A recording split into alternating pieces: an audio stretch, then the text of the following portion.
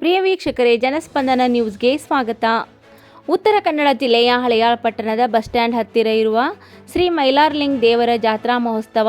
10-3-2024 ರಿಂದ 11-3-2024